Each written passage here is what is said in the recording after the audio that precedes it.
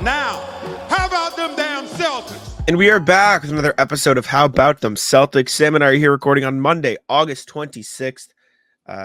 Some Celtic stuff to talk about. I never know where to go with these intros. Like, usually I'm so used to being like, after this game, after that game, middle of August, but I already Used to end it. of August, last episode. We haven't had 'cause, games in 2 months.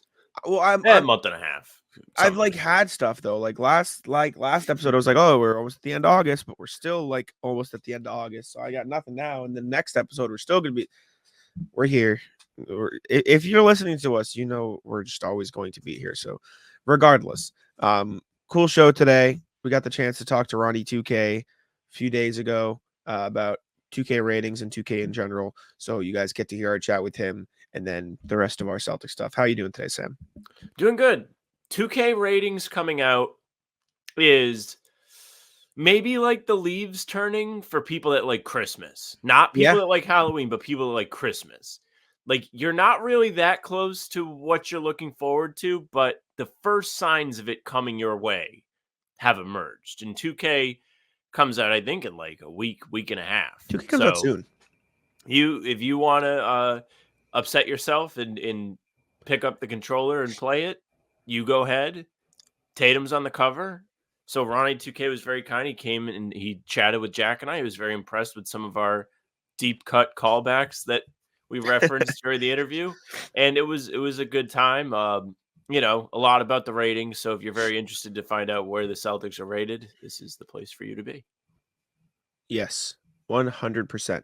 I'm actually kind of excited for 2K this year. I can't lie, because I'm moving in to Boston, and one of my new roommates, Mike, also loves 2K, and so we're going to make a My Team on like the living room TV, and we're just gonna like play it together. Like we're just gonna like so if I'm home, I'll do it. If he's home, we'll do it. We'll just play a game. It's just everything is more so fun. So you'll be playing all day because you'll be home. yeah. Well, they all work from home too. Oh, really? Yeah. So it's just gonna be nobody's breaking in and robbing you guys. No, it's just gonna be the boys. So it's a good time. Everything's more fun when it's just the fellas. So I'm pumped up. But I thought you were gonna say you guys are all gonna do like an in-house league or something. We'll probably do that too. Mike and I have had some. Whenever like I go over there and hang out, we end up playing a 2K game. We had a 4 OT overtime game, or 4 OT 2K game, I should say, a couple weeks ago, and we did random teams as you do when we both went to the 4th random, and we were Wizards Hornets. So that is a top tier league pass game. Terrible. It was horrible. Kyle Kuzma sold. Anyways, let's throw it over to our interview with Ronnie 2K right now. All right, we are here with Mr. Ronnie 2K himself. I know Sam and I were both talking to our friends. All of us are longtime 2K players. We said we were interviewing Ronnie 2K about the Celtics. They all freaked out, so we're very happy that we get to be here. Ronnie, how are you doing today? Thank you for coming on the show. I'm good. Thank you for the compliment. I'm excited to have Celtics with you guys. Amazing. Obviously, 2K25 is right around the corner. Celtics are the champs. Jason Tatum is the cover athlete. So as much as the rest of the NBA world might not like it, it's a lot of Celtics in 2K this year. We got some of the top ratings. Would you mind running us through some of the top ratings on the Celtics, who, again, champs right now? Sure. You probably saw that Derek White and Drew Holiday both made the top 5 perimeter list. Well, I can also reveal their ratings. Derek White is an 86. I believe he started, if I'm not mistaken, like high 70s last year. So yeah, obviously he's had a tremendous growth in his game, and it's, you know, it shows up in the initial ratings for 25. Drew Holiday obviously has always been Mr. Reliable, Mr. Steady. He is an 87. I believe he was an 87 a couple years ago, so he's back up at that level as well. And then, you know, a guy that had kind of dipped off for a while. I believe he got as low as like 81, 82 is the unicorn Kristaps Porzingis. He's actually all the way back up to an 87. I mean, the year that he had the playoffs he had, I think it's really warranted. He's got a game that like very few have, even in the modern day NBA. And you know, he's kind of had a renaissance with the Celtics and being in that kind of winning culture. So he's back up to an 87. Jaylen Brown, you probably saw him in the top, I believe, 3 dunking category. Obviously, he's throwing down posters. I saw his crazy workout routine yesterday in the pool with the weight and I don't know what he's training for, but he's up to a 92, so he's he's low 90s as well. And then of course the cover guy, Jason Tatum, he is a 95. He's the number 8 rated player in NBA 2K25. Probably about right. I think you can make an argument either way. I think, with a chip on his shoulder, I'm sure that he wants to only keep that going up. So Jason Tatum an 85, or I'm sorry, a 95, and the 8th highest rated player in NBA 2K25. So what is it that's putting Tatum behind the other 7 guys? Jack and I have talked endlessly about where does Tatum rank? Is he in the top 5? Is he top 3? What does the championship do for him? Is there an aura rating that's in 2K that's keeping him back behind some of these guys? I don't. It's definitely not an aura rating. I mean, there's not really any subjectivity. It's like based on 30 to 40 mini attributes that pop out into a formula and spit out a number. I mean, I'll tell you that upper class in the NBA is probably better than it's been in 2 decades and probably longer, right? So like, it's a tough one because you got a bunch of guys who are multiple-time MVPs. I mean, he's got the same rating as LeBron and Steph Curry. So it's tough, right? Like all of them are clumped there at 95. And then, there's 5 guys above him. You could probably name who those 5 guys are. It's a tough one because there's no doubt championship, cover, all of the things that Jason's known for, but he's a 95. So you can argue either way. He's above another really big name that I think people will contend that too. So what's great about the ratings? I mean, year to year they change, and obviously Jason's moved into the top 8 for the first time, and let's see what he does next. You probably don't have this data in front of you, but like you just mentioned, it feels like that upper echelon of NBA talent is better than it's been before. Is this the most 95 plus players you remember having in a game in a long time? If it's not, it's very close. Like I remember last year there were 6 or 7 that were 95, and I don't remember a year before where there were that many. So yeah. I'm pretty sure, I don't want to be quoted on that, but I'm pretty sure that this is the most 95 pluses we've had in 2K today.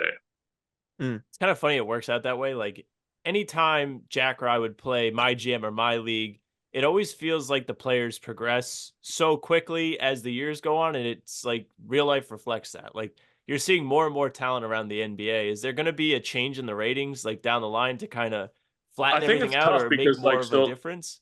So what we do is historical based, right? So like we're different from other gaming companies in terms of like our ratings are based on history. So you're kind of competing with 95, 96 Jordan, who's a 99, and other great players. You're also competing against younger LeBron, right? Like there's so many things to consider that make it challenging. Our development team does a great job. Michael Stauffer and that team, in updating the formula, but not tweaking it to the point where we're just not going to have like a 99 layer. That's not going to happen because how are you going to deal with that from a historical perspective? Yeah, I mean, it's a challenging one because like all of a sudden you have this upper echelon of players that's just so good, and like you can make an argument that any of them in the old 2K rating system before the historical players got involved, any of them probably would have been a 99. I mean, it's a different world that we live in terms of 2K ratings now. Definitely. Also got to shout out Michael Stauffer. Led many of my teams to many great championships in 2K. Best coach in NBA history. Shout out. Yeah. That's really funny you know that. People don't know that. I'm like, his head's in the game. Like 100%. Stop. You want a good coach. All the Hall of Fame badges. Michael Stauffer right there. Fire your coach right away. Yeah. Hire. Give him the bag. You got it. Really got to get it done. You guys are releasing ratings in a little bit of a different way this year. You're releasing the top 100 bit by bit. Obviously, the Celtics, you just named their starting five: Drew Holiday, Yep. Derek White, Porzingis, Jalen Tatum.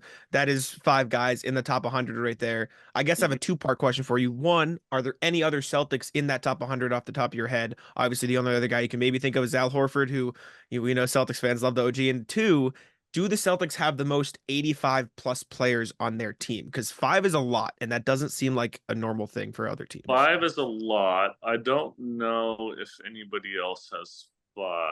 I'd have to dig in. Obviously, we've released 100 through 50 now. Yes. I don't Yes. believe Al was on the 100 to 50. Gotcha. And the only other guy that maybe you'd kick around is Pritchard, but like I don't think he was in the 100 either. So yeah, those are your 5 guys. Gotcha. And man, I do wonder if there's like a team that's got like 3 81 to 83s that just snuck onto the 100 and then have like the upper layer. I can't think of any off the top. I was of my thinking head. OKC or New York. Those are the only ones I could think of because you got like OG, you've got McHale, you've got. I don't think New York would qualify. OKC maybe. You got Chet, you got off a Shea, little. you got J-Dub. Williams. But then it tails off a little after that. Yeah, I don't think so. I think the Celtics probably are the only one with 5. Boston fans will take that. Harsh Boston fans will take that too. They get I might be wrong. pretty I might angry. be wrong. You guys, I don't have the whole 100 in front of me, and even if I That's did, all right. I'd be a quick peruse. But yeah, I'm pretty sure that's accurate. Which fan base gives you the hardest time about ratings? Like when, like, so you mentioned like LeBron and Steph being the same as Tatum. Do you think the LeBron people are going to come for you guys? They are a ruthless bunch. They're tough. Yeah, I mean, what I would say to the LeBron bunch is like, I mean, the guy in his 21st year is gonna have the same rating as our cover star. I mean, he just does it every single year, and he's still the king. It's amazing. But I mean, that upper level, that those MVP guys, we're talking a notch, 2 notches above. We're not talking about 5 spots above. So that clump between 97 and 94, you could make a small case for any of those guys being the top guy or the top 2 guys. So it's a tough one. But I think LeBron at this stage in his career being the 6th guy and Steph being the 7th guy, like I think that's about right. I mean, like Sam mentioned, Celtics fans get very angry, and a lot of fan bases get very angry. And it seems like for whatever reason they just like gets angry. they go at you, and that doesn't seem fair based on anything going on. Bring it on. It's totally fun. So I wanted to ask you, all your years with 2K, what is the single rating, the single like team rating, anything that you think you've gotten the most flack for, whether it be correct or Locker wrong, codes, like anything, any rating, like anything you just get the most like unnecessary. Anything ratings wise that I get? Anything. It can be It anything. could be anything. well, I have you friends got the who most still in your complain DMs. about the A++ locker code for a pink diamond like 10 years ago. When I told them about this, they were like, "Bring up A++." He knows his stuff. That's crazy. That was 10 years ago. It might be time to move on from that. No, that was stuff with like I used to love, and I was talking to the head of development about the whole locker codes thing and like how people would like skip school or like like try to like hack it in other ways, and that whole phenomenon was so much fun. But like, I mean, I guess that'd probably be it, to give like free content away and still get heat for it. That was always fun. That's always fun. I mean, I told my friend that we were chatting with you today, and he sent me a screenshot from 2016. Why did I play an elite team in 2016? And bro, like people get fathomably into this 2K. What's great about it is like those core memories for 2K to have that much like relevance in people's lives, where they have these like core memories of any emotion. I mean, that's my job here, right? Like, to connect us to culture and to like stoke any emotion with our fan base. Like that's something I take great pride and joy in doing. So I mean, ratings is just one of the many of those. I mean, we're talking about like any drop that we do, clothing, like people want other clothing brands. I think the bar that we've set, you know, in the 17 years I've been here and the 26 years that 2K has been released, like it's just extraordinary. And it's one that we always have fun trying to like eclipse every single year. But then we're also thinking about how we try to impact, you know, the greater world. So one thing you guys might not know, but you'll see on my Instagram later today, because this is, you know, on August 20th or whatever. Jason and I are actually in St. Louis today. We're going to be opening up a boys and girls club court with 2K Foundations. It's our, I believe, 51st or 52nd 2K Foundations court, where he used to play as a kid, and like give back to that community. I mean, for us to have a place to be able to do things like that and give basketball back to, you know, the next potential Jason Tatum that comes out of St. Louis, Missouri. That's what, you know, like I really take pride in for our organization, and, you know, getting to do that with our cover star who also wants to give back to his own community. That's what really, you know, spiked our emotions. So I'm pretty thrilled about that today. That's incredible. That's incredible. Congrats to you and Jason. Well, we know you're a busy guy. We don't want to take up any more of your time. We appreciate you, and maybe we can have you back on next year when Tatum's knock on wood a 99 in 2K26. But sounds good. He's we gonna appreciate have to you very much. Pretty crazy sample size. Wait till he finds Aura.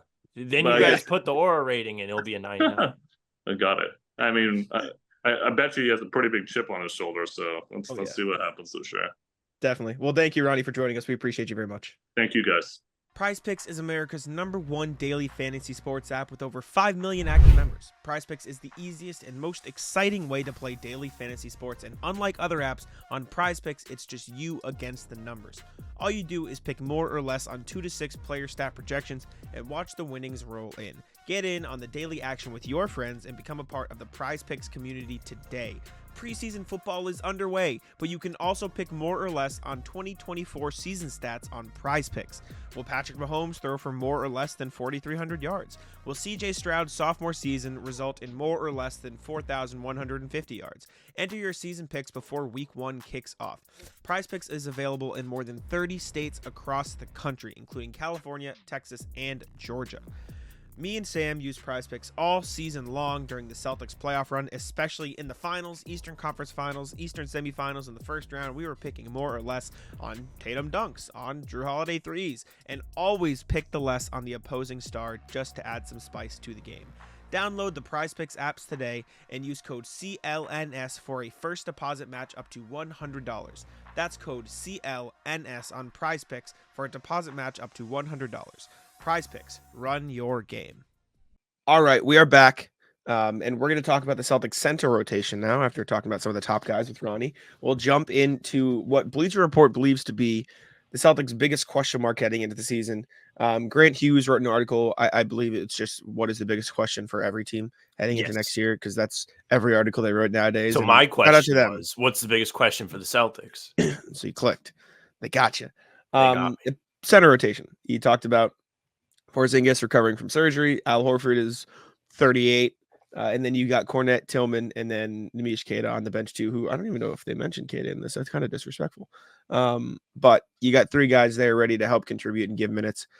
This is actually every year whenever there's a game where the starters don't play, I tell Sam, I'm like, I'm so excited for this game. I like seeing new stuff. I like seeing whatever. Like, this is what I'm excited for. I'm excited to see which of the centers steps up. I'm excited to see this because I'm a sucker for like, not change in the sense like, oh, I want this player trade, I want this, like just something different, because the Celtics Perfection? No, they're just boring in the sense that they're going to just be good and they're going to be the same.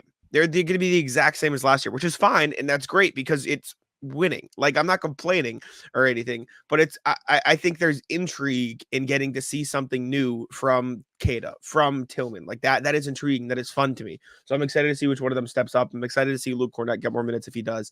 I think by the end of the year, Tillman and Queta could pass him in the rotation. So I'm excited to see how their progression looks too. But for as much as this might be the biggest question mark, it is also the biggest source of intrigue, in my opinion, in the Celtics rotation. Yeah, I think perfection is not what I meant for this, but like, this is like the fine details of, like, say you're painting a picture, like you want to the intricacies. all the little blades of grass are painted in your piece of art. That's what we're talking about here. It's the very fine details.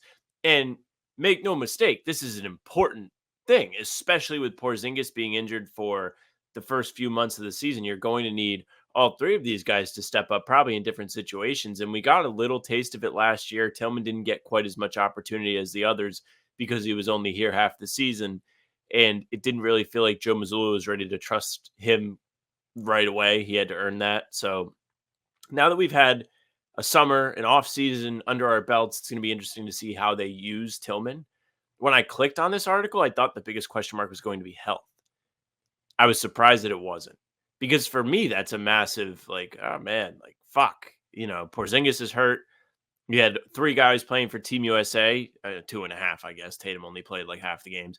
But they were still putting their bodies to work at practices, at training camp, and the exhibition games deep into the summer after playing all the way into mid-June in the finals. Like, there's something to be said about wear and tear. There's something to be said about conditioning too, where by playing all those games, their body has become accustomed to being able to handle that workload.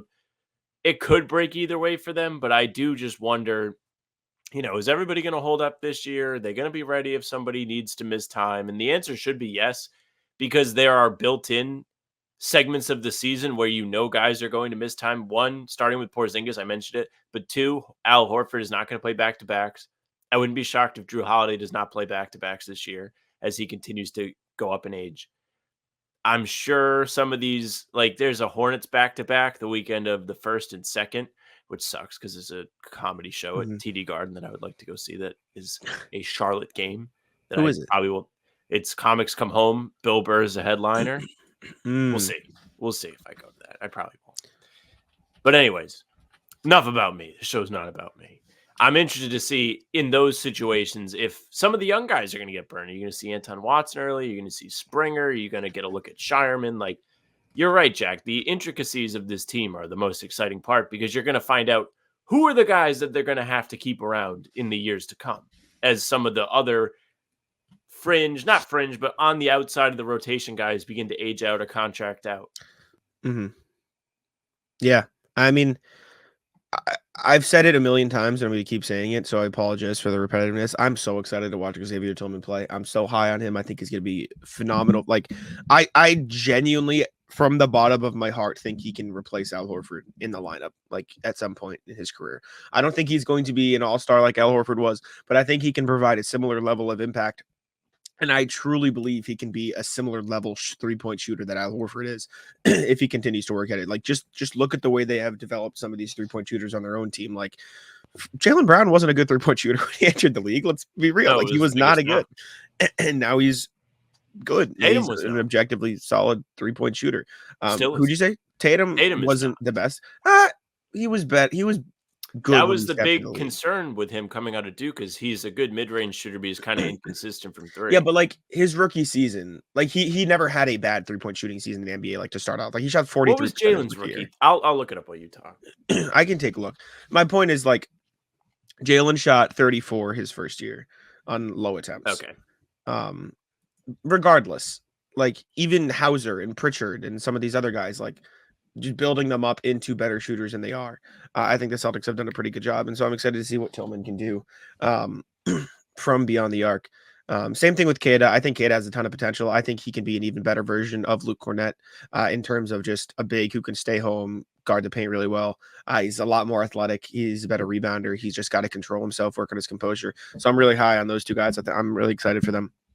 And I think it'll be a fun thing to watch throughout the year as they get more opportunities, because I think at the end of the day, it's relatively easy to succeed when the team is as talented as this team is around you. Like, these guys are going to get to play with Tatum, Brown, Derek White, and Drew Holiday. Like, that's a pretty good head start on some of the other young guys trying to make it in the league. So I think that'll be a very fun thing.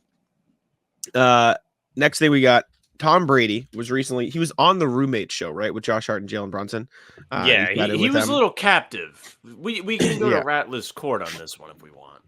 So he was talking to Hart and Brunson, who have a show called The Roommate Show, and he said he wouldn't be surprised, or something along the lines of, Knicks could make the finals, basically. He's like, yeah, I think he could. Like, I think he have a chance. I don't think he outright said, correct me if I'm wrong, like, they will make So the finals, but the way it went down was Tom Brady was talking about winning a Super Bowl, and he was like, yeah, it probably compares to, like, making the NBA finals or being there, like, just the environment, the feeling you get competing on such a great stage. And they were like, both of them went, well, we don't know anything about that. And he goes, I have a feeling you're going to get there. And that was the extent of it. Now, so he didn't even say this year. He did not say this year, but he said he has a feeling that they will get there. And if you've been on Twitter like me, which is the reason why this is on the sheet today, you just assumed that this was a slight against the Celtics. While it may come off that way, and I will say this, it's very rare to hear like any major Boston sports figure be like, I think this other team's going to win. Like, usually they are like, protect the wall with the rest of the fan bases. But Brady was like, yeah, no, I can see the Knicks making the finals. And it was like, wait, what? He said what? Especially Brady, who's been a very vocal supporter of the Celtics and has been someone who has worked with the Celtics. Like, he was part of the All In documentary. He was the voiceover for the We Want Boston intro, I believe, ahead of like the games in the finals at home. Like, it was kind of weird to see. Now, again, a little bit of a captive situation. What's he going to say? You guys won't know anything about that, would you? And just kind of like shit on them on their own show. Like, it is the environment where you would tip your cap and be like, you guys have a shot to get there. Like, you guys compete. But, you know, I'm sure plenty of people online saw this and were none too pleased, like myself. I don't think this was a slight at the Celtics. I get it. And you're just supposed, like, they're in the same conference, blah, blah, blah. Like, I feel like this Same was division. just I'm on these people's podcast. I think they're good at basketball. Let me be nice to them. I feel like that's as far as this was intended to go. Like, even looking at the comments, like, they are Brady not none very of good them on are podcasts, by the way. Very No? awkward. I thought really? in this clip, he just comes off as awkward. Sure. I don't see any like disrespect to the Celtics, blah, blah, blah. A lot of it is just pandering, not getting past Heat or Celtics. It's from a Heat fan for context. Heat or so. I love like teams that'll like throw their team in Throw with themselves the in. major teams. Yeah. There is, I mean, yeah, I guess they have a chance. They're the second best team in the East, blah, blah, blah. They're not going to beat the Celtics. Bucks are going to the finals. Tom putting the battery in the back, although it's not. I don't even know what that means. Yeah, Brady, you're cooked for this. I've seen enough. Mahomes is the GOAT. I don't know. I feel like he was just talking to them and being like, yeah, you know, good enough. I mean, they do have a chance. Like, they're like No the chance. person said in the comments, they're the second best team in the Eastern Conference. If a meteor strikes down at TD Garden, maybe they'll get through. You know, That would be a shame. non-zero. You know what I'm Actually. saying? I'm just we gotta talk. We can't talk in absolutes here when we don't know the chances of meteors and aliens and It all is that August, and I Kellerman almost stuff. was like, what would you do if that happened? Like, where do we go from there? Disaster draft. Disaster draft, yeah. But like, I feel like you want the meteor to come when you're like the Nets. Like, you want it. Yeah. That's when you want your meteor to come. You don't want your meteor to come now. The best was the Ben Simmons post that was like, what if I think it was like the Nets, and it was like, how do you put a team together with Ben Simmons? Like, are you better off if he literally dies and you get a draft to like replace his cap slot? Terrible. No, that's awful. That's Reddit so is a bad. crazy place, Reddit's which is why we feature multiple 1 to 2 Reddit posts per podcast in the summer. Reddit's a hellhole. It's a useful hellhole sometimes, though. Yeah, it's excellent. Great for news gathering. Speaking of stories, Paul Pierce recently shared a Kevin Garnett story on. It's effectively just their podcast together now. KG Uncertified. Yes. He's just always on the show. It's basically this show. But yeah, I just showed up one day. I guess I didn't even think about that. Pierce shared a Kevin Garnett story, which we can play for you. It's on YouTube Shorts, so I'll pull it up here. NSFW, be careful if you're listening to this at your desk at work. Do I need to cut anything? Okay. No, it's just, he's curse words. He's not saying anything. He should. Okay. Sure. Okay. That is so quiet. Where's the volume? Yeah. Hold up. How do I turn this up? I don't know where the volume is because it's YouTube Shorts. It was not quiet for me. Here we go. Don't worry, I got KGs it will now. make up things to motivate itself. So I'm gonna tell you this story. We play in Dallas. It's great. In Dallas. And Dirk is busting KG's ass. Right? So I'm on the wing. I'm playing defense on the corner guy, and Dirk make a move, and KG foul him. And KG like, man, fuck that shit. He called me a nigga. I was like, and I'm like, no, listen. So I'm like, KG, he didn't. I'm standing right there. He didn't. Right. He didn't. I know he didn't, KG. Don't say that. He said, yes, he did. He said it in German. I started to learn. He say things to get himself going. Yeah. And I was like, he didn't say it. I was standing right there. This was on Kevin Hart's pod. Is this Kevin Hart's podcast? I Is don't that think Kevin so. Defense on the corner. Kevin Hart right there? No. Yeah, Kevin Hart. LOL. It's up top. Oh Yeah, my it's Kevin Hart gosh. show. It's Kevin Hart show. I was like, this doesn't Silly look me. KG certified. I saw this on Twitter. He did not say that. KG. Poor Dirt. Dirt's just sitting at home like, whoa. Wait. Yeah, exactly. That is the biggest whoa moment you probably could ever experience. Oh my Massive God. whoa moment. Panic. He's just panic. That's all time, man. KG's different. They don't make him like KG is- KG anymore. I wonder if like he would be diagnosed with some sort of insanity with just the different things he would do to Psychosis? pump himself up. Like even when he got his jersey retired, he was sharing stories about how like he would control the team aux essentially at practice and just play the same song over and over and over and over and over again in the same day. Yeah. And they would be like, what the fuck? Like when can we listen to something else? Like he was just in charge. He was such a nutcase in terms of just getting himself juiced up. And he was one of the best at it. I mean, he gets all of us pumped up. Anytime we see that clip of him screaming, get you going. Who needs coffee? As I pick up my giant thing of coffee. I got mine too. Don't worry. My mug. It's a great mug. Second one of the day. Probably going to have 3 or 4 today. What a day it's going to be. Tough. I was gonna save this for our list. Thoughts on pumpkin spice coffee? I feel like you have strong opinions on fine. stuff. Fine with it? It's fine. All right. I had it. It feels early for it. It's August, but like I made it's just like a K cup. Like it was just in my house. I didn't like go out of my way. See, pumpkin spice coffee is in that same category as 2K, where it's like my leaves are turning, where I'm like NBA is back. It's fair. Pumpkin. Yeah. It's good. I think it's Yeah. really good. I'm a big fan. A little overhyped, but still good. You know what I'm saying? Like it's a little. People get a little too. Yeah, I think people probably get too excited about it, Yeah. but like I'll indulge. It's all right. Good. I had Enjoy it. pumpkin spice Cheerios. Ooh, Interesting good. thing. Yeah, I put them in like vanilla yogurt and have them. Cereal and yogurt is not bad. Good combo. Yeah, You know, there's people out there who put cereal in water. you gotta cut That's a- calories. That's a tech. No, That's that's insane. That's tragedy. All right. I can't even think of the defense angle on that. Yeah, no, that's awful. The NFL season is almost here, and as much as we love Celtics basketball here at How About Them Celtics, I love watching Pat's games in person. I saw the Chiefs game this past year. They kept it close for some of the game, but then Taylor Swift took over the Jumbotron, and the Chiefs ended up winning that one. But make sure you are ready to use Game Time. Game Time is the best place to find your tickets for all live sporting events, concerts, everything like that. I saw Noah Khan in concert recently too, and you know Game Time is the place to be. Game Time has a new feature called Game Time Picks that makes getting tickets to see your favorite teams play live even easier. Game Time Picks filters out the fluff to show you only incredible deals on great seats so you don't have to waste time searching through thousands of tickets. You look at some of the games on Game Time right now, and there's plenty of good stuff. The Diamondbacks are getting ready to play the Red Sox soon. The Red Sox are gearing up for a potential playoff push. Hopefully they can get out of the wild card. And make sure that you have Game Time to get your tickets for all of those.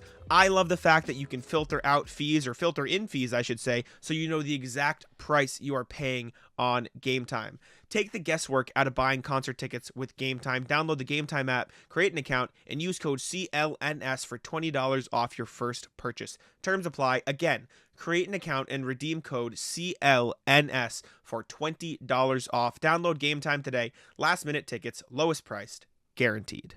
All right, let's go to the email here after our ramble. We have a lot of emails today, a lot from RJ. Bless Shout out up. RJ, the beast. Let's take a peek through these and give some thoughts. Reminder, as always, as I'm about to cough, you guys can email us at hbtcpod@gmail.com.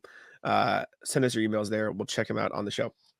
First one from RJ, the real training camp competitions of 2024. Morning, folks. As I'm not up on rap music, I'll just congratulate JB for indulging in his artistic side. The first year of Camp Missoula didn't have much drama on the roster apart from the last minute addition of Drew Holiday, but everyone knew he was in the top 6 rotation spots, and Missoula had declared that Pritchard, Hauser, and Cornette were his, quote, circle of trust. So last year's competition was for the final 6 spots. This year, the top of the Celtics roster drama will be focused on KP's minutes, how KP's minutes will be divided between Cornette, Tillman, and Keita. My guess is that playing time will be based on matchups, with no one being relegated to long-term stay-ready status, at least until Porzingis returns. The end of the bench competition will look a lot like last year's camps, with Jaden Springer taking Delano Banton's spot, while the roles of new Lamar Stevens and O'Shea Brissett are going to Shireman and Watson. What I learned from last year's camp is that Joe expects everyone to pay attention to detail and play Celtics ball no matter the game situation. I don't expect anyone to leap up the depth chart, but sloppy play will carry consequences. Be well, RJ. And then he gave us a burlesque picture of the day. Let's see if I can show it on the screen. It didn't take me. Why didn't it take me to RJ's? It took me to. It didn't. I don't think it took me to the right thing, RJ. Yeah, it took me to like a random page. I don't know. That's no good. Oh, wow. Oh, never mind. It's the right one. It's just every single day. Yes, view content. Okay, I guess I can share this. It's just really cool tattoo. Thank you for the picture. Oh, well, maybe not that. All right. RJ, you're gonna get me banned on YouTube, brother. I'm gonna get banned on YouTube. God damn it. Let me timestamp this so I can. I'm gonna edit this out. You just need to blur the email screen. Keep your reaction in. But yeah. Just blur the share. I'm not gonna blur the whole screen. I'm just gonna blur the picture. Another one from RJ. Good news. RJ says, "Afternoon, folks. Turns out Celtics fans have something to cheer about. Celtics and us have the shortest offseason of any NBA team this year. Because Boston played through the finals and will be facing the Nuggets in Abu Dhabi, we have the shortest possible July, August, September lull to endure of all the franchises. Isn't that great news? Excuse me. Do you want me to dial up the sarcasm just a little more? Media day is a month away, 9/24. Be well and hang on." RJ, he said another burlesque pick. RJ, you're gonna get me banned, brother. This is a ban central right here. Oh yeah, I'm getting banned. I'm sorry. We appreciate the pictures. They're very artistic. You're very talented. Love the photography. Maybe some trees. some nature shots. Yeah, I just only for the sole reason that I don't want to get banned or get a channel strike, because 3 of those and we're gone. No more. How about the Celtics for you guys? Gonna come back with new identities. Next one from Ben. Shout out first to the floor. Cue for the pod. Hey guys, first time, long time. What to you are the spiciest NBA fly on the wall moments? For example, man, I wish I'd been a fly on the wall when David Stern met with Jordan before his first retirement. Or wish I was a fly on the wall for whatever the fuck happened to Markelle Fultz's confidence. So many mysteries in the NBA moments we'll probably never get clarity on. Keep up the amazing work. Your Aussie fan contingent, Ben. I audibly laughed when I saw this come in. It's really weird having any like notable person email us, and I was like, "Oh, it's funny." Ben's like playing off like we wouldn't know who he is first time, long time. But we appreciate it, Ben. Fly on the wall moments. I think here's a few. I think anytime you could be in the lottery room with the ping pong balls would be fun. Sure. I think anytime you could be like. I really would have loved to know what was going on in that Celtics locker room in 2019. Like when Kyrie was there, like that shit show of a season. And the last one, wasn't there like a secret tunnel fight or some shit between the Clippers and Rockets a while ago? Yes. And then also the night that the Jokic brothers and the Heat were having the beef, and then Jimmy was coming out the other tunnel or something. Yeah, there's a lot of the Nuggets locker room. You missed a couple obvious ones. The Giannis ball against the Pacers. Yep, you missed a couple obvious ones. Fly on the wall. Whatever happened with Ime? I would like. Yes, number one. Yes, just want to know. I would want to be in the room. Yeah. Pause your statement, brother. Also, I think people just took this is what I think happened, so that's gonna be a storyline.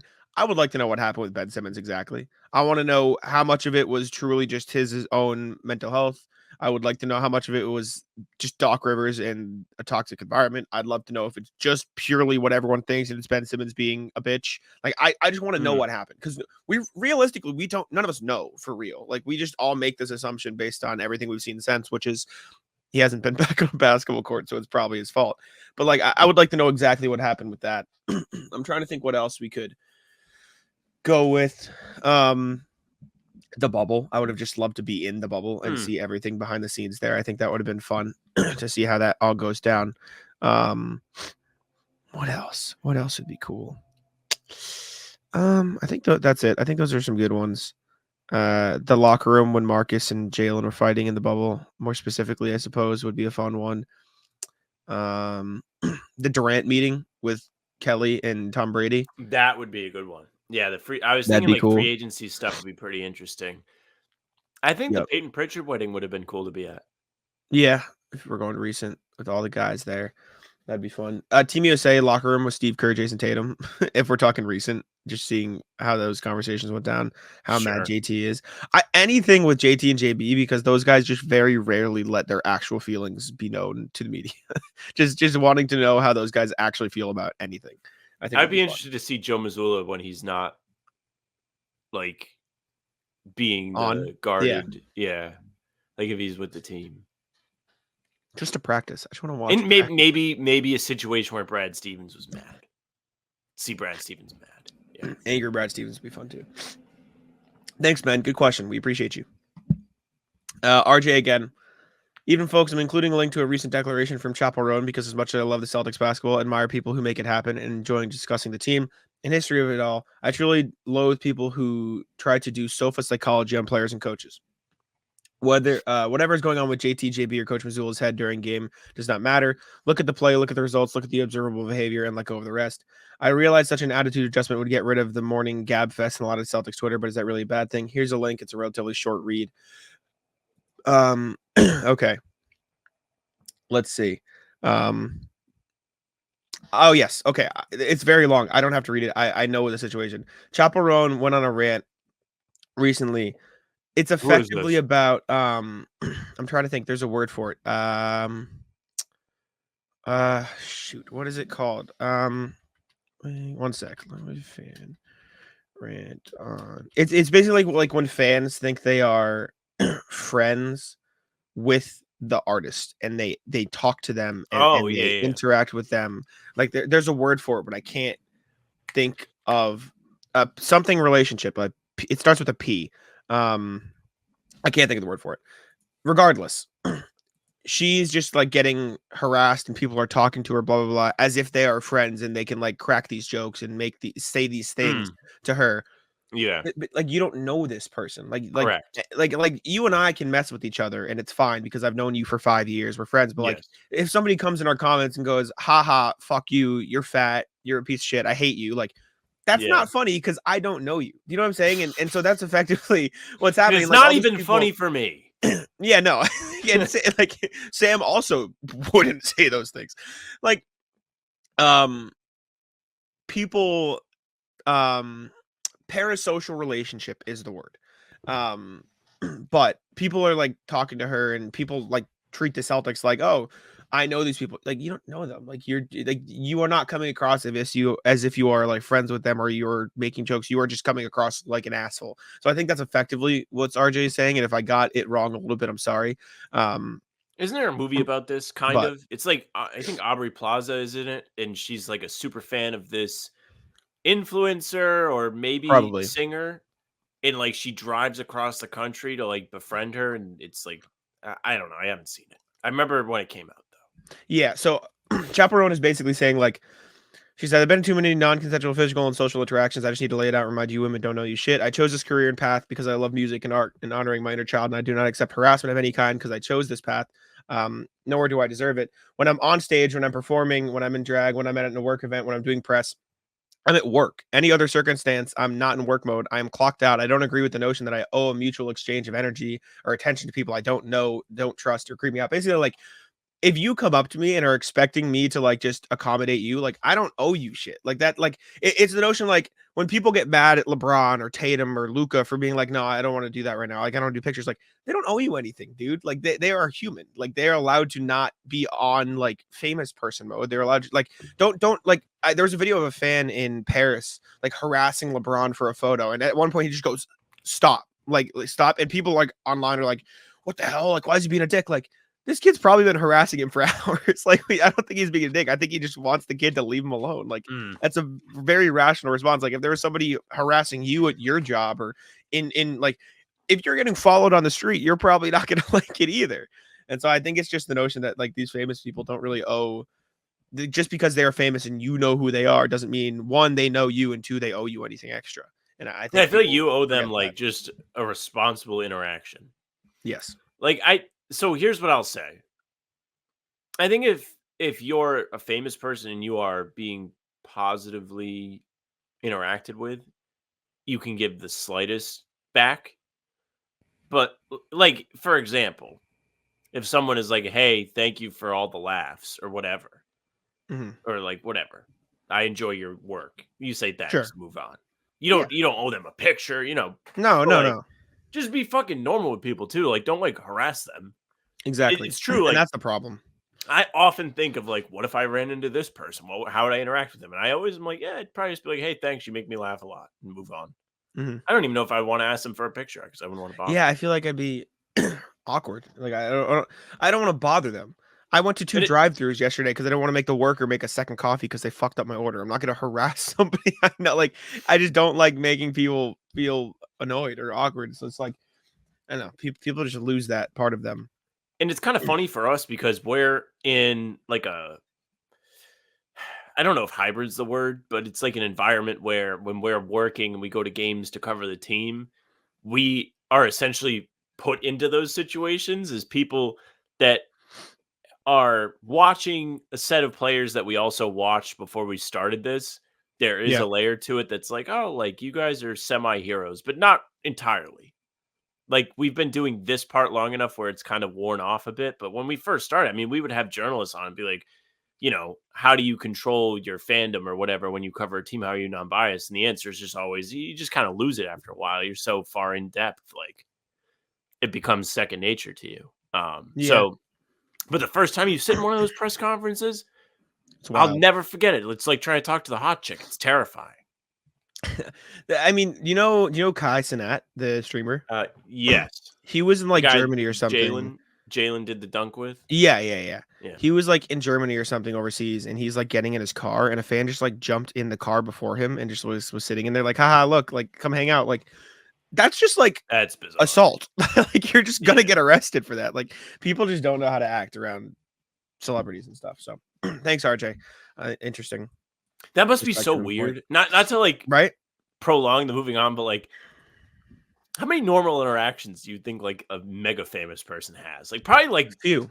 Like very slim to none. Very few. Everybody's nervous around them. They want to make an impression. They're trying to make them laugh. They're probably trying to sell them on something. They're making a pitch to them. Like all that shit. Yep. 100%. All right, next one, RJ again. Even folks, it's still August. Let's start an argument. He said we almost have all of September to get through. So let me toss something out there to argue about who your top 10 greatest Celtics of all times. 2 ground rules. We're only talking about their time with the Celtics, and so we don't get bogged down in recency bias. I'm going to stipulate that we limit the discussion to people whose career with the Celtics has ended. Sure. Okay. My list: Bill Russell, Red Auerbach, John Havlicek, Bob Cousy, Larry Bird, Tommy Heinsohn, Paul Pierce, Robert Parrish, Dave Cowens, Danny Ainge. Next 5: Casey Jones, Kevin McHale, Rajon Rondo, Cedric Maxwell, Marcus Smart. 4 guys on my list of 15 included their off-court contributions from coach to GM to even their work as broadcasters. Anyway, that's my ranking. Who are yours? Be well, RJ. Larry Bird at 5 is nuts, right? So here's what I feel. I think Bill Russell is appropriately placed. Agree. I think Red is appropriately placed because Red is like almost a forgotten figure for a lot of younger people because they just didn't experience him. I mean, I never was really into the Celtics when he was alive, but I'm aware. Sure. So I think he should be there. I think Havlicek being at 3 is fair, and I think he's probably an underrated guy just because of how long he was great for. He contributed to those great Russell teams, and he had success on his own. I think Tommy should be higher. I would flip 5 and 6 with 3 and 4. Direct swap. Yeah, I think that's fair. Just because Tommy was a part of 17 championships, right? I think you could flip, like, if you flip those, I think you could flip Havlicek and Heinsohn. So, like, I think Bill, I mean, I would probably put Larry above Red just because playing, but I get why having Red there is understandable. Like, I'm not going to, like, complain about it. So, like, Bill, Red, Larry, Tommy, Havlicek, Kuzi. And, like, you could flip Heinsohn and Havlicek in that order if you want to put Havlicek above Heinsohn. But Larry has to be top 3, and I would put him top 2. Like, I just think players have more impact in general. I think what he did for even, like, expanding it past Celtics, like, just bringing the NBA back to stardom on the Celtics was huge with the rivalry with Magic and stuff like that. Won 3 titles, probably the best player to ever play for the Celtics, like in most all-time top 10 rankings, blah, blah, blah, like NBA, whatever. So I think he should be higher on the list. It's funny you meant, like, RJ mentions this because I think last summer Tatum was talking with Jeff Goodman and he was like, I want to be on the Mount Rushmore of great Celtics by the time this is on. And, you know, we were like, oh, what's it going to take? Like, I did a whole article on it and it went up like a week after Forsberg did it, but I swear I wrote it at the same time as he did. It just didn't go up then. But, like, I went deep and I was like, well, it's probably Russell, Bird, Pierce, Havlicek right now. And I think that Tatum will edge out Pierce when he eventually goes. And that, I think that was just in terms of playing, though. That was my angle. I didn't really include, like, the broadcasting angle because Kuzi gets that too. He was a longtime broadcaster with the team as well as Tommy. And of course, Tommy's a legend to multiple generations just because of how long he stuck around. He played, he coached, and he was on all of the broadcasts. Yeah, I get it. I think it's Bill, Larry, Red, or Bill, Red, Larry. You can flip those two if you really want to. I'd put Larry just because the playing career, et cetera, and his general status. Bill, Larry, Red, Havlicek, and Tommy, like, bang, bang, Kuzi, and then I'm fine with the rest of the list, relatively speaking.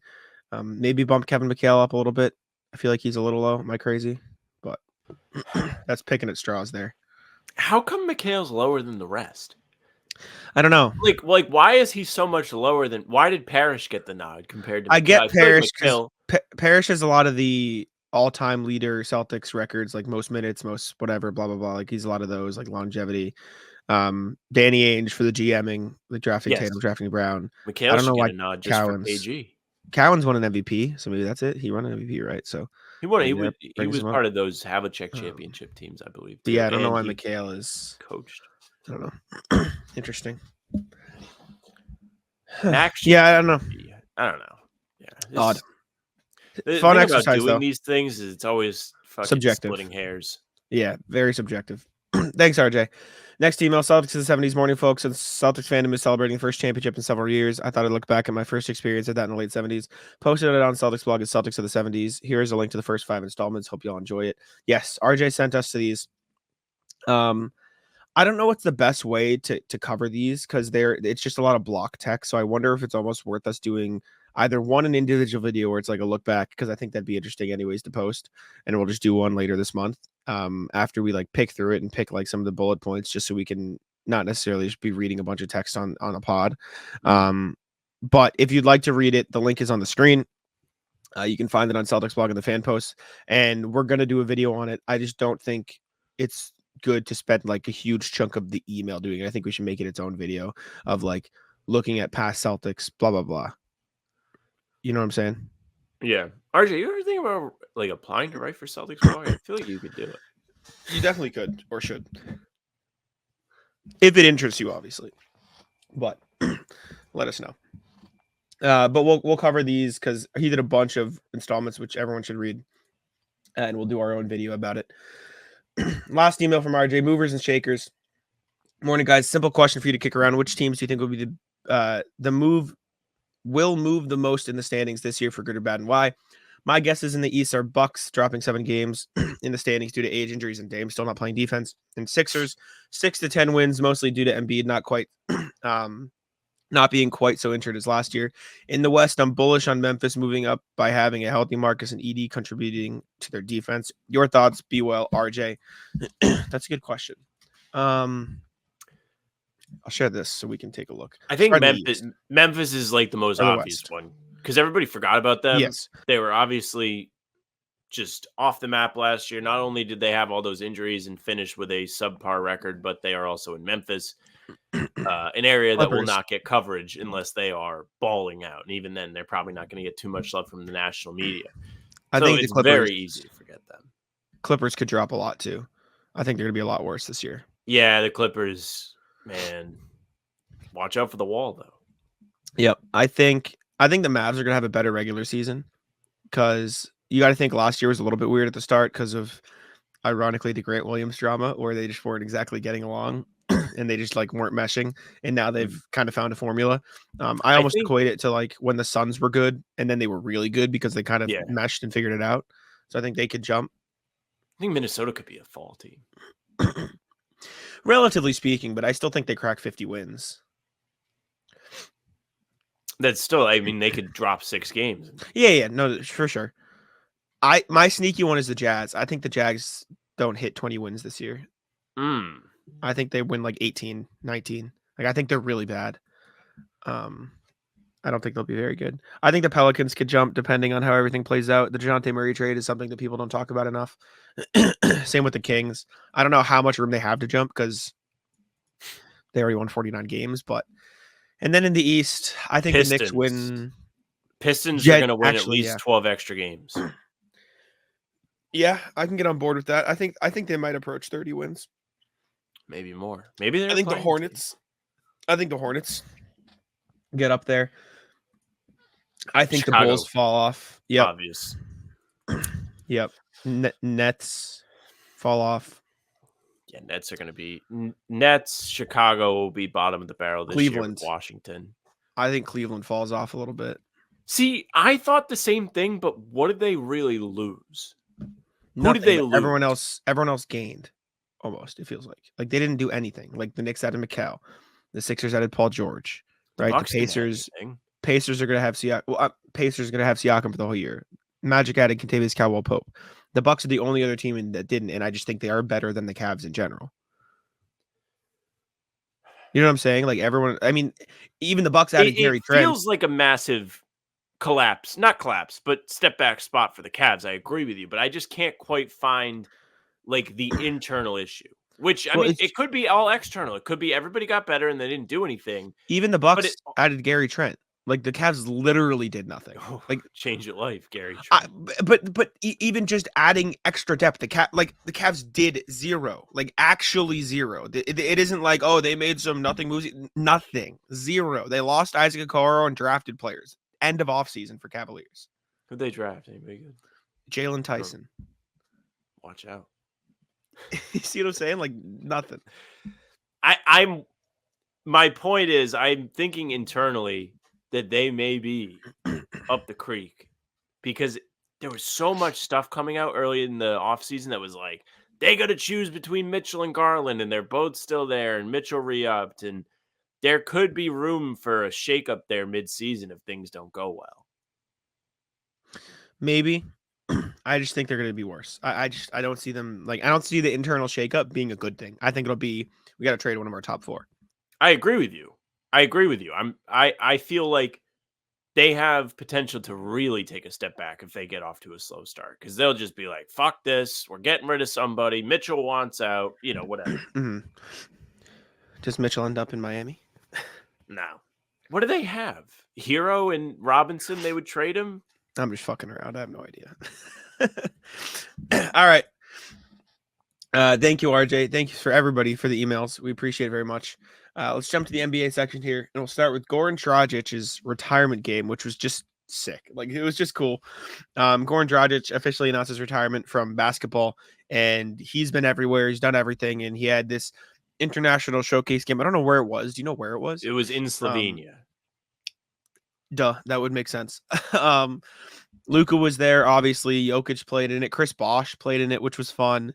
Jokic threw off a super cool off the backboard alley-oop. Everyone was like, look how happy Jokic is when he just isn't in the United States. Jokic playing basketball for free with on the offseason, he's working. What? He must really love Dragic. He must really love that guy. A lot of people must really love that guy. Mm-hmm. I mean, I've never heard anything bad about Goran Dragic.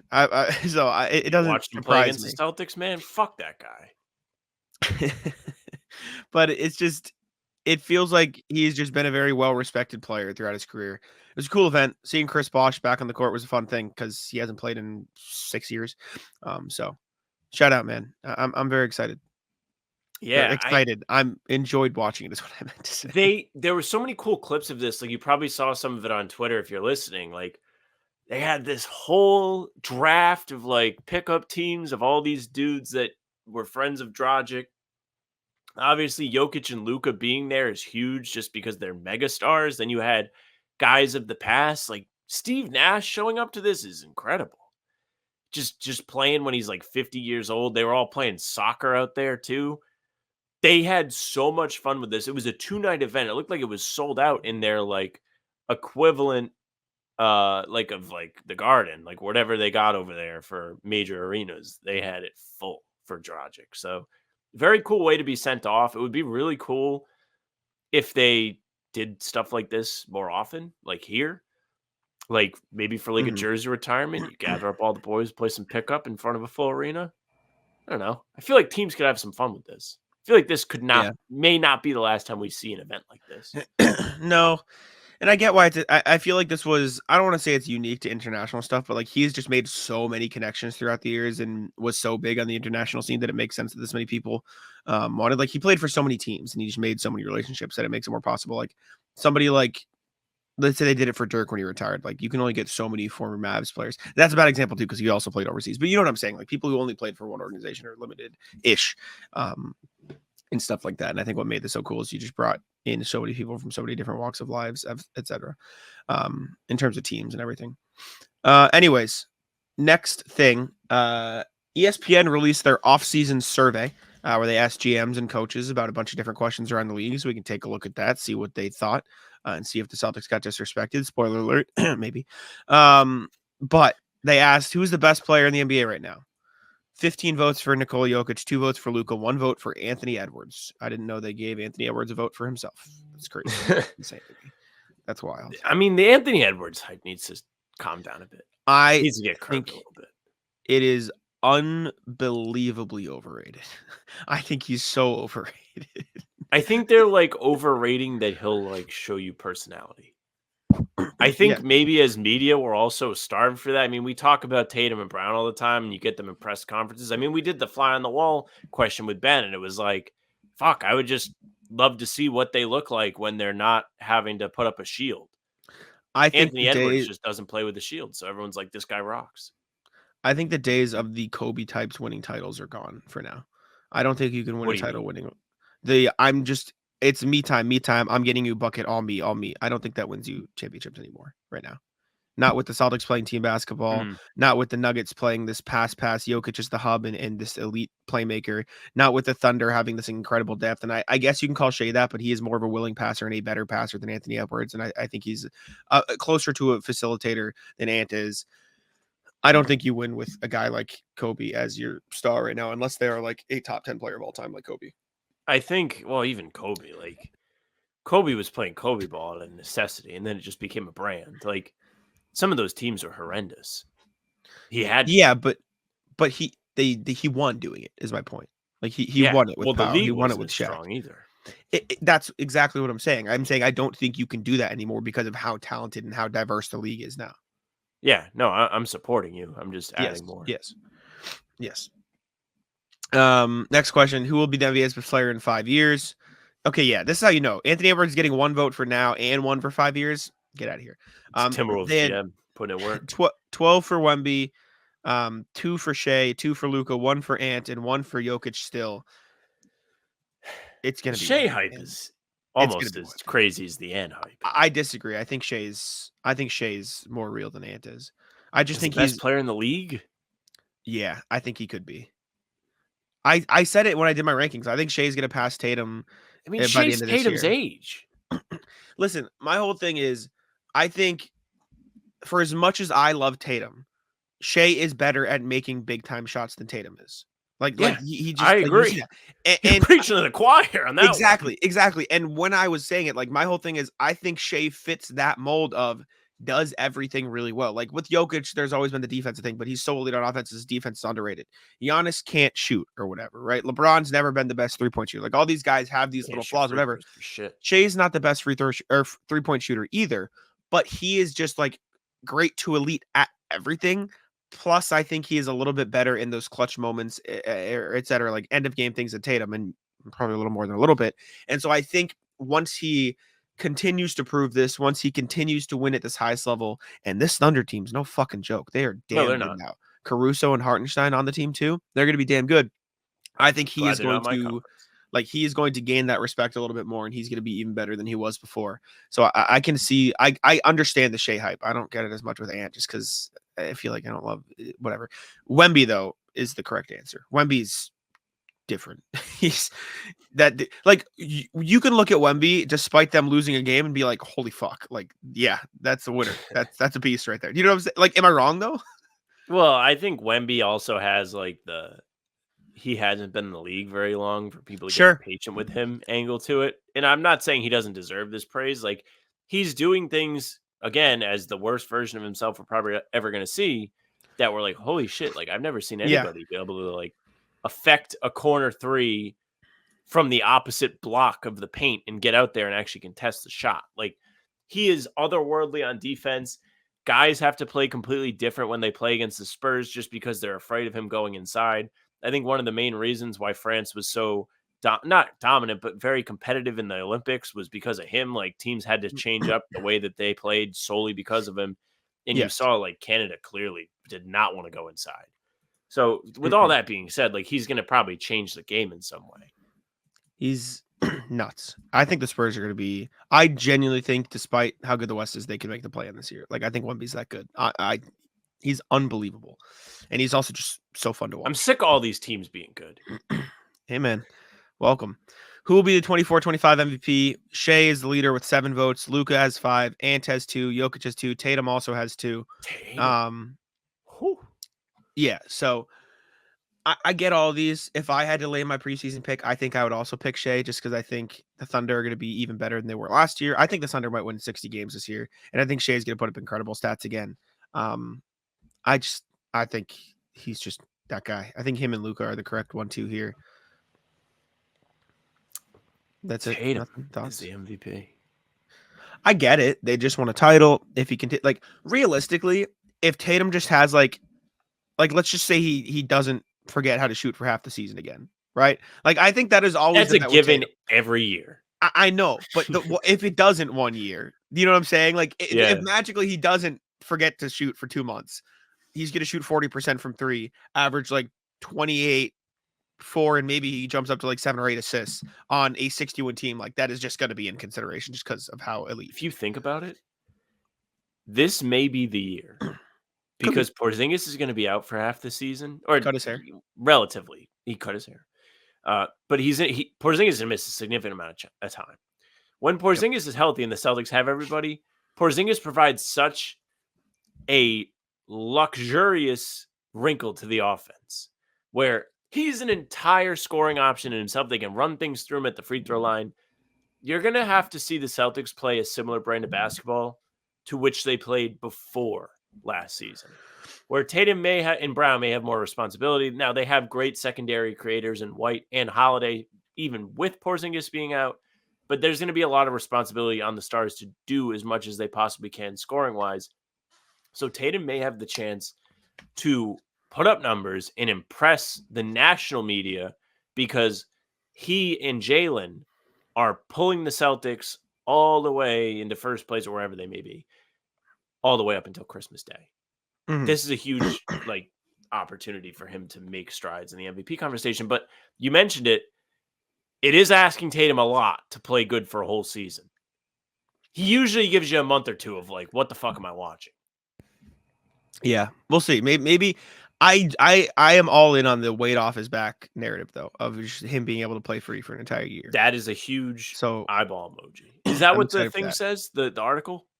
Says Tatum picked up votes on the strength of Boston's title and expectation that he will continue to be the best player in the league's best team, while those picking Jokic are voting for his historic MVP run. A 4th award in 5 seasons will move him into an extremely blah, blah, blah. Talking about Jokic. So, no, just basically like Boston is the best, period. And he's the best. All right.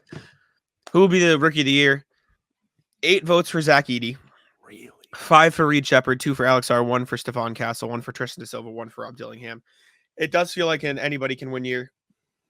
I wonder when the last time that no votes have been cast for the first overall pick. Nobody voted for Bronny either.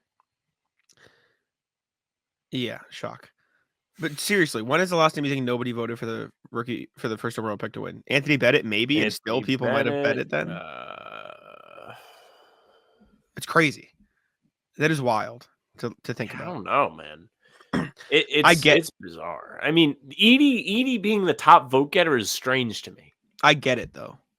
Because realistically, I don't think anybody in this year's rookie class are going to put up great stats. Like, I don't know if any of them will even average 15 points a game. Do you know what I'm saying? Like, I just don't see any of them getting to that point. Zach Edey is going to be on a really good Memphis team. I think he's probably going to start on that really good Memphis team. I think there's a realistic world where he averages like 10 and 10, 10 and 12 with like 2 blocks a game. And if they win 46 games, 45 games, you are the starting center. Yeah. You're the starting center on a playoff team, probably one of the league's best defenses with him and Jaren Jackson. Like, just the impact on winning might end up propelling rookies this year more than the stats, because I don't think many of these guys are going to put up great stats. That would be so weird. The weird thing about this list is talent-wise, I know you have Reed Shepard as your favorite. You love him. He's the best player in this class. Yes. I question what kind of opportunity he's going to get to put up numbers in Houston, because Fred VanVleet's there, and then Jalen Green is in the mix too. And if they still have belief in him, he's going to get opportunities. I don't really know what Reed Shepard's role is going to be there. Alex Sarr just does not seem like a numbers guy. He's not somebody that's going to. I mean, he was getting killed in summer league when he wasn't putting up anything. I think he averages 13 or 14 a game on like 42% shooting. It's just like none of these guys really feel like they're going to have a great opportunity to do anything. Stephen Castle, maybe. Like he's going to be with the Spurs. Might have a little bit of added luxury playing with Wemby and Chris Paul. Like, if he's able to benefit from the pick and roll and be the safety valve, he can bring it on defense. Like, people are sneaky high on him, and he probably has like one of the most fun ceilings to think about out of this group on the screen. Yeah. I just don't think De Silva will get that much opportunity in Orlando. They're in a weird place. I think he'll get more playing time than you think, just because of his shooting ability and ability to space the floor. Like, that Magic's offense in the playoffs last year was so horrendous that I think they might want to give him, like, Tristan De Silva was nasty in summer league. Like, he put up like 36 on crazy efficiency. So I think they might almost prioritize having him over like the John Isaacs and et cetera of the word, just for pure offensive standpoint and improvement. But I think if Reed Shepard got a chance to start for the Rockets, he'd put up like 17 a game on 4 and 5 on good efficiency. But I just don't think he'll start. I think they'll still rock with VanVleet, Thompson, Brooks, Smith, Green, Steven Adams, Jabari Parker, all that stuff. Sengun, that's who I forgot. Next question. Who will be the best player from the 24-25 class in 5 years? Reed Shepard, number 1 with 8 votes. Shout out. Stephon Castle, 3 votes. Donovan Clingan, 2 votes. Nikola Topic, 2 votes. Buzelis, Carrington, and Connect all getting 1 vote. Bub Carrington's another one who I think is underrated. No Bronny. Neither of the top 2 picks in the draft. Bub, dude, I'm telling you, 5 years from now, a couple years from now, Bub Carrington is going to be a motherfucker. He is so good. Like, dude, he is so good. He's like 6'6", pure bucket, good, developing as a playmaker. If they get like a Cooper Flag, Ace Bailey, VJ Edgecombe, something for like a top prospect from next year's class too. I'm not saying the Wizards themselves are going to be good, but it's going to be like these guys are like talented and are. Somebody needs to rescue Bub Carrington. No, it's going to be like these guys are going to grow. Like we're going to see a real nice young core. Like they're doing it right in Washington. It's just right now they're ass. Clingan's an interesting one to me. Yeah, He played better in summer league than I think I thought he was going to play. he was inefficient, but he's just a massive human. Yeah, he's like not having like the awkwardness issues I thought he might No. have. Yeah. I'm interested to see how he develops. How many questions are there? There's not many more. There might be a lot more, but we can speed through. Okay, which team will win each conference? All right. Now, Sam, I'm going to tell you this because I saw this. I'm trying to think the best way to phrase this. There's a team in the West who got more votes to win the conference than the Celtics did in the East. I saw it. That's crazy. So, Celtics got 13 votes to win the East. Bucks got 2, Knicks got 2, Sixers got 1. The Thunder got 14 votes to win the West. Mavs got 2, Wolves got 2. Nuggets Denver, got not a 0 single vote. votes to win the West. I think this is horrible. I think the Celtics getting fewer votes than any team in the West is a complete and blatant misjudgment of the talent gaps in the West and the East. It's crazy. I do think there's something to be said about the Nuggets playing Jenga. Like, I think the Yes. ESPN conglomerate of NBA media people are they just keep slowly removing pieces of their championship core, and it might come back to bite them. Like, people aren't as confident in them as they used to be. Those young guys are going to be huge for them this year because if Brown and Peyton Watson and Strother don't step up, good luck. Yeah. I don't know. I should be more respected than OKC. It doesn't matter. And again, it's picking at straws, and it's like they got 13 votes. Like they were the dominant, overwhelming favorites to come out of the East. It just feels like so many people love to be like, nah, I don't believe. I don't know. Yeah, you have to be. Maybe it's a complex thing. Who will win the finals? Celtics get 8 votes. Thunder gets 7 votes. Mavs 1, Bucks 1, Wolves 1. Yeah. Nobody voted for Understandable. Huh. I think we will see Celtics Thunder in the finals. I think that's the easy preseason pick. Thunder got really good, man. Caruso and Hardenstein are unbelievable They are additions to good. that team. Hardenstein is a pain in the ass, man. Good luck to the He's West. going to be annoying. I think that was the last question. Yeah, that's Okay. it. Cool. Fun. Reddit post of the day. Reddit post of the day comes from Pure Connection 1234 on the NBA subreddit. Post reads, what is an NBA conspiracy theory that you 100% believe? Kind of goes along with what Ben asked us today. But the body of this goes, Wemby to the Spurs was rigged. MJ's first retirement was a shadow ban. Any thoughts in deep cuts especially would be interesting to hear. Off the top, Jack, do you have anything that you think is a great conspiracy theory? I'm not a big conspiracy theory guy. I think the most obvious that I feel like everyone just knows was a conspiracy theory was when they literally said, no, Chris Paul, you can't be traded to Lakers. They'd be too good. Like that was just blatant, like, yeah, no, we're going to rig this. Like as much as fine, like screw the Lakers over. I don't really care. It was pretty just blatant, like, yeah, you guys would be too good. No, thanks. Like it's kind of exactly just what happened. So that was funny. Outside of that, I don't really know what jumps to mind. All right, so here's a few good ones. Yeah. This one I have no recollection of, but it's one of the highest upvoted ones, and it has a lot of details, so I'll read it. Before the 2003 season, Anthony Carter, father of Devin Carter, PC, Sacramento Kings, was supposed to have his player option picked up for like $4 million, but his agent, quote-unquote, forgot. His agent reportedly spent like 15 years paying him back. The Heat, thanks to not having Carter, were able to sign Lamar Odom. It was a franchise-altering move as Odom thrived, and then they were able to flip him to LA for Shaq. I don't even remotely buy it. Bill Duffy is a highly qualified agent, and that was a gigantic mistake to make. I genuinely believe the Heat paid off Duffy and or Carter to, quote-unquote, forget to accept the option so they could sign Odom, and they've been the beneficiary of that cheating for the subsequent 2 decades. Yeah. That is crazy. That is imagine wild. someone just costing you that much money. Yeah. You know what's crazy? Lamar Odom, never an all-star. URI.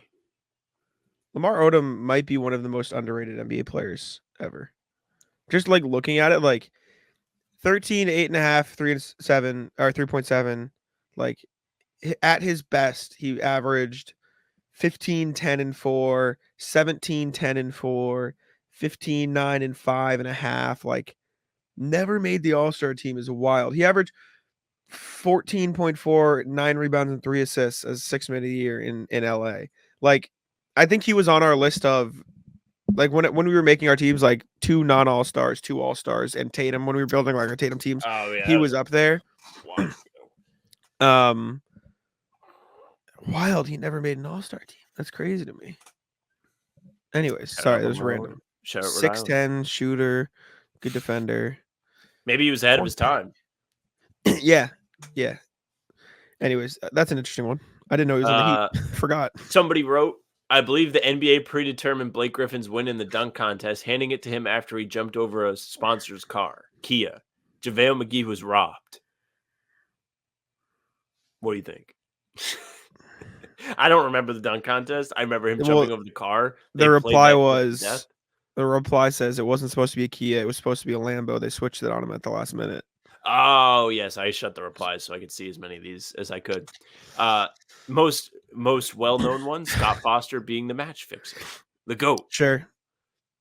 Marcus Morris replaced Markieff. They admit to doing this in the AAU. In a recent interview, they said they did it, quote unquote, in life. They've definitely, I believe that they did that on the Suns. I would believe that. That'd be funny. That'd be real funny. Somebody said they're piping in the squeaking from the sneakers. The Mavs pipe in rim sounds to their arena. Do they pipe them in or they just mic the rims? They mic it up. They mic it up is what I mean. Yeah, but that's not pumping it in. It's actually You're happening. right. They just amplify it is unfathomably annoying, though. It is terrible. 2 more here. 2012 draft was rigged so New Orleans could get Anthony Davis in order to make the team more attractive to a potential buyer. This ties in with the Lakers one, the Chris Paul one. Yeah. Because the league wanted somebody to take that team. They weren't going to just let him get rid of him for nothing. Makes sense. And then, of course, the frozen envelope. If we didn't mention that, somebody would be like, what about the Knicks getting Pat Ewing? Oh, what is that? I don't know that one. You've never heard about this? No. So back in the day, they used to do the draft lottery with like a gigantic, like, you ever see those glass balls? Yeah. Like the bingo machine. Exactly. And they would pull the envelopes out and it would say whatever team.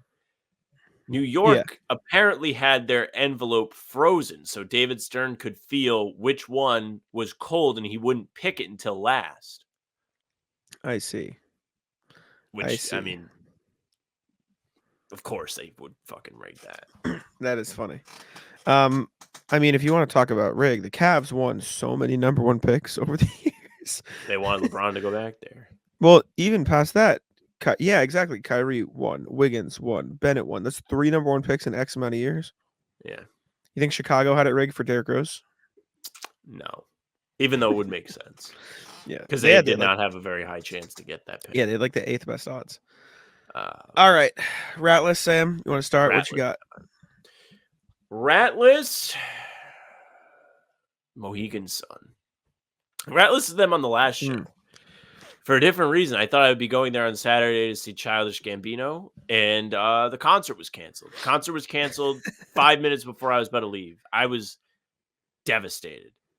I felt real emotions, sad emotions, for the first time in who knows how long without relation to the Celtics. Yeah. Like, sure. I sat there for like an hour as if I had just watched someone make a buzzer beater and I just wasn't going to move. So I'm probably, after we do this, going to go to Brooklyn and go see it because I would like to go see this before I see it anymore. You got to. Is this his last tour ever? Is he done? Apparently, yeah. Is that like, did he say that or is that just like the he said like that. This is? Okay. But he said that last time, like 2018. So it's still been a while, but I don't know. You might as well. No, I understand. He's awfully busy. I don't know how much longer he's going to want to do all this. So yeah, no, fair. Rat list, my sister. Yeah, my sister. Rat list. You don't know the half of it yet. You didn't even know. So I get a call yesterday afternoon. I'm at my friend's house in Boston, watching the Little League World Series, hanging out. Call. Jack, can you pick me up later tonight? I'm assuming she's like at a friend's house. She's drinking, doesn't want to drink and drive. Respect, as you do. I'm like, yeah, sure. And she goes, okay. I'm at Gillette. I'm like, hold up. Burying the lead here, bitch. Not what I signed up for. She deserves it. She's called me worse. She goes, I'm at a concert. I'm like, okay. And if you've never been Must to be Gillette for a nice. concert, yeah. Must be nice to actually get to go to your concert. If you've never been to Gillette for a concert, getting out of there is Gillette hell. for anything. It's awful because Never they been cut to it off for Route 1. You what? Never been there for anything. You've never been to Gillette? Nope. Interesting. I went there So- one time with the news to cover something outside. Okay, go ahead. I get in trouble for interrupting, by the way, just in case you're wondering, chat. Fucker. They do it with Route 1. So Route 1 is like 2 lanes on one side, 2 lanes on the other, but they change it and they make it 3 lanes on one on the other, and you're only allowed to go one way. So like exiting Gillette, you're only allowed to go one way. You can't turn. It's only like you can only go right, and you go all the way down, and they cut off all the entrances. Like you can't pull off right into all these side streets as to not like mess with these communities or whatever, like not like have a million people driving through there or like blah blah blah. And so you're only allowed to like drive like way down to like the major highways and like big exits. So it's a shit show. And she goes, what? I'm like, what time? She goes, I don't know, we're going to a bar after, maybe like 12. I'm like, sure. She goes, if Did you hear What- that? yeah, what was that? What was I that guess noise? it was thunder. I didn't even know it was supposed to rain today. It's bright blue skies, but no, Yeah, we it's live a little gray. I I know, but still. That I was guess it's a little terrifying. That was wild. I thought your cat like fell or something. I thought my house was about to collapse. Anyways, I'm like, she's like, if Zach can't get me, you can. Zach's her boyfriend. And so Zach calls me at like 10:30. He goes, hey, I gotta work at 5 a.m. I'm like, yeah, fair, whatever, I'll get it. I don't have to be up. I'm like, I understand. And so I go to get her at like, and I'm not going into Gillette. I'm meeting her at a gas station, like less than a mile down the road, just so it's like less of a shit show for me to get out of. Yes. So I get there, I leave my house. I can tell you exactly when I left my house because I have the receipts. So I have an exact timeline of what happened. I'm picking up her and her friend. I go, I'm here. I first, I saw I'll be there in 15. Get to the turn, detour. Can't go left there. Got to turn around, backtrack 10 minutes to get to where I want to go. Get to the gas station, 11:57. I say, I'm here. No response. Oh, I call them. 5 minutes later, I call them like, hey, I'm here. And she goes, okay, we'll leave now. I'm like, should have left when I told you I was on the way. Should have started walking. yeah. Whatever. Friend texts me 10 minutes after I've been sitting there, coming. Sorry. I'm like, cool. I said, no worries, because I'm not going to get mad at the friend. They didn't get to the gas station till 30 minutes I had been sitting in the gas station. Right? Oof. My sister, pissed drunk. Like, just completely whatever. 21, whatever. It's fine, but just like, I'm like, Jesus fucking Christ. Get there. She gets in the car. She goes, where's my wallet? I'm like, what do you mean? I'm like, what do you mean? She goes, it was in my pocket. I don't know where it is. I'm like, what do you mean? She goes, Sarah, Sarah's her friend. Sarah, do you have it? And she goes, no, I don't have it. I'm like, she goes out. They were walking with somebody, whatever. She goes, do you have it? The guy was like, no, I don't have it. She comes running back to the car. How many people are you bringing home? 2. They were just walking with another guy that they met. I don't fucking know. Sarah, the friend, met this guy. They were hanging out. Like, Yeah. I don't know. Not your business. I Not for suppose. me. Not Yeah. for me. They're adults. Not my decision. Not my stuff. Running back to the car, flat on her face, falls, drops her phone. My sister just fucking whop. And all the police in the street who were like guiding tracking are like, oh, are you okay? I'm like, fine. We're good. Like, just like, God damn it. So then I'm like, do you want to backtrack and look for it? So 1 a.m. I am now walking all the way back down the Oh, road, Gosh. searching for this wallet.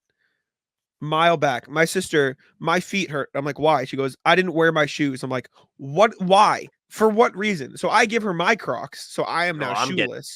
I'm not even there. I'm getting pissed. So I am now shoeless, walking. It's like 0.8 miles just because I looked and she was like, how far is it? Whatever. All the way back there to Gillette and then back.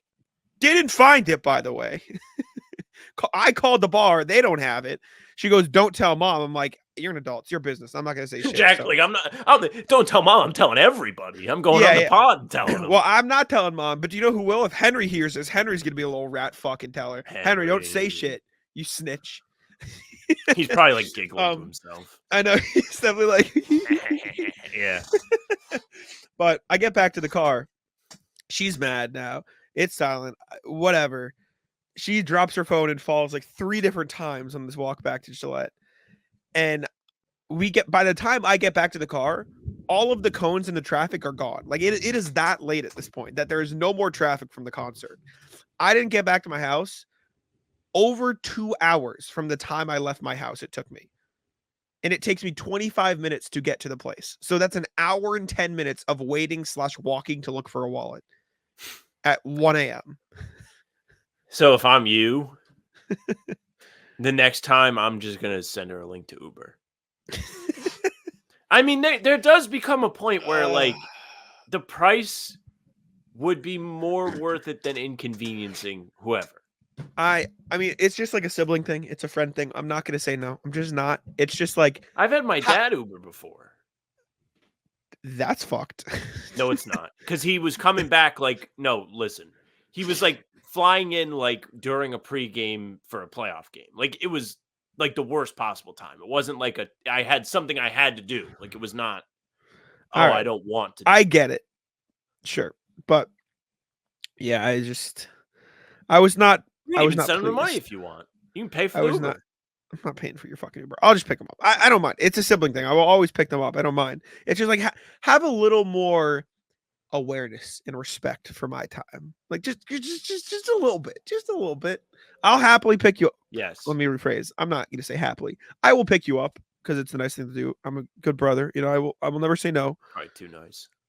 Just start walking when I text you. Like maybe don't lose your wallet. Like just nothing worse than arriving and not having the person be ready. Yep. If you are going to come pick me up to go somewhere, I will be on my steps. Yes. Especially if you're like, hey, I'm close. And then I was sitting there waiting 30, 40 minutes before I had to go look for the wallet. Like they just weren't there. I was like, it was. You need to lay down. You need to leave them there one day. Be like, walk home. Not ideal. And then you would be doing a documentary for like. So I've been watching on Netflix. I've been watching these things. This is like a series called Unsolved Mysteries. It's like people who go missing. Sure. Yeah, it's like Jack's interviewing. I'm supposed to pick her up. She was 40 minutes late. I just left. I thought she was messing with me. You're like showing great remorse to the documentary. I should have left. There needs to be some middle ground solution that you can find. That is like the middle ground is that I didn't have to go to Gillette. Like that I just parked at a gas station down the road. That's yeah, but you still got smoked. You wasted like 2 hours of your time. You're out late. I supplementarily got smoked. Because we were supposed to record this probably a little earlier than we did. In the morning? Thanks a lot, Grace. Hey, you told me noon. I was up at 12:15. Or we started, you said afternoon. I said noon, and you said you got up at what time? No. You said afternoon yesterday. I said after 12 p.m. I'm free after 12 p.m. Yes, and we were started at 12:15. I was concerned when I was texting you and you not get back to me. I was like, fuck. No, I was. We're good. I was good. There's nothing wrong with what we're doing. But I was like, damn, he's not up yet. It was like 11. I was like, I was up. I was just. All right. I'll ratless myself. I tactically ignore text to get a little more sleep. Like I will be like, all right, I know I'll record this then anyways. And he said afternoon, so I'm like, I'll just respond to like 12:01 and say, yeah, I'm good. Like I was up at 11:30. I just didn't want to get up. I'm just an asshole. My bad. But I was awake. Don't worry, dude. I'm gonna sleep in tomorrow.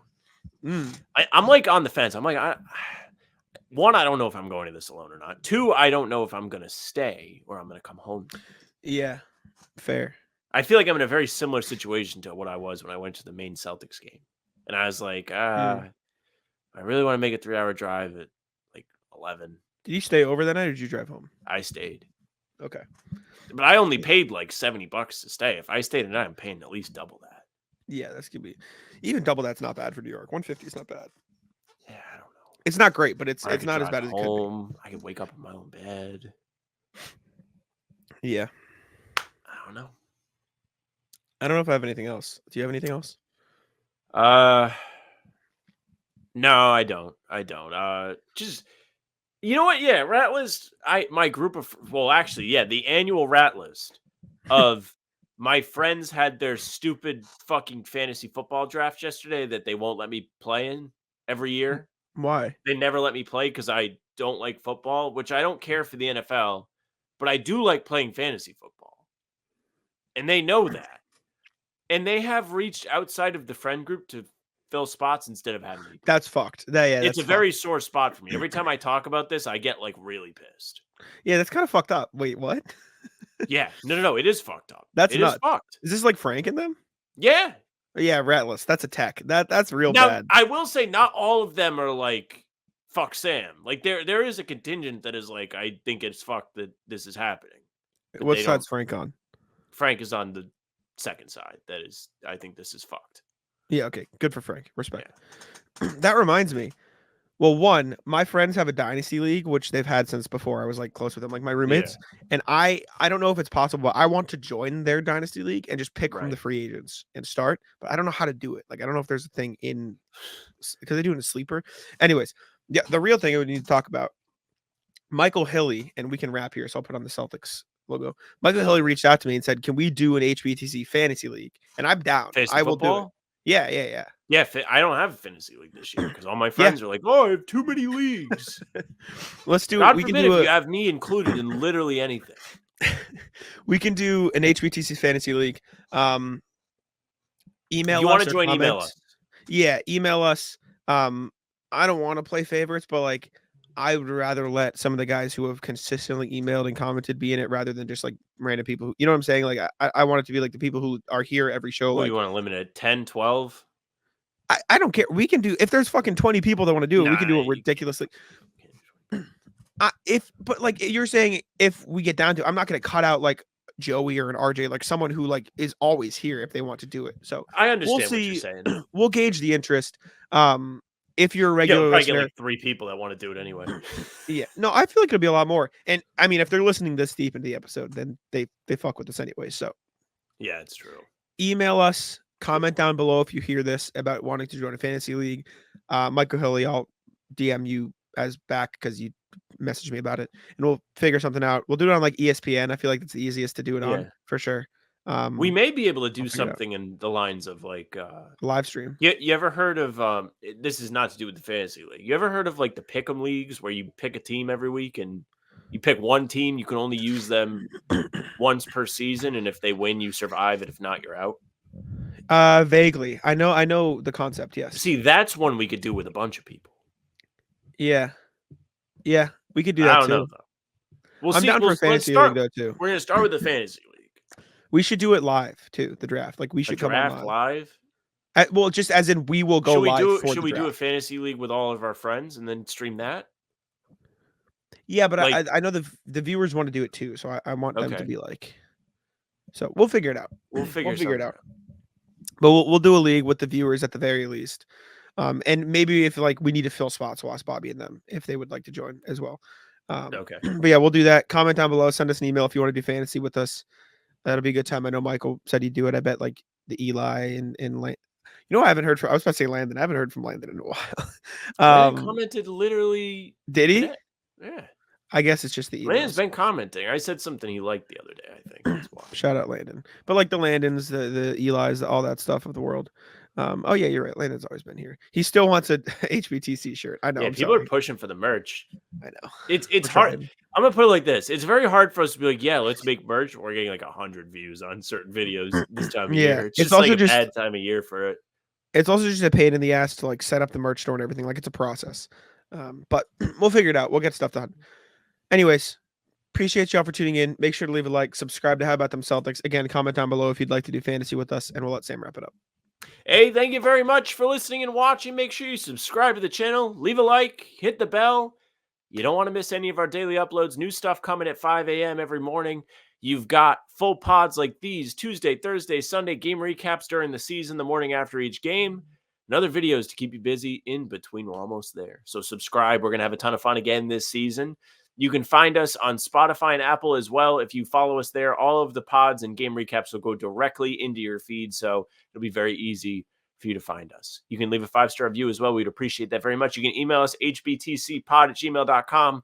Join Ben, join RJ, get in on the fun. We love to hear from you guys. Send your thoughts on the C's, send your rat list, send whatever it is August, hbtcpod@gmail.com. You can find our socials at How About Them C's. We've been posting shorts there every single day. Twitter, Instagram, TikTok, Facebook's the name of the pod. Our streams are there. They're on YouTube. They're on Twitter. Jack's Twitter's at Jack Simone NBA. Mine is at Sam LaFrance NBA. That's it for us. Bye. Taco, come on. Taco's having some fun here. That is bogus.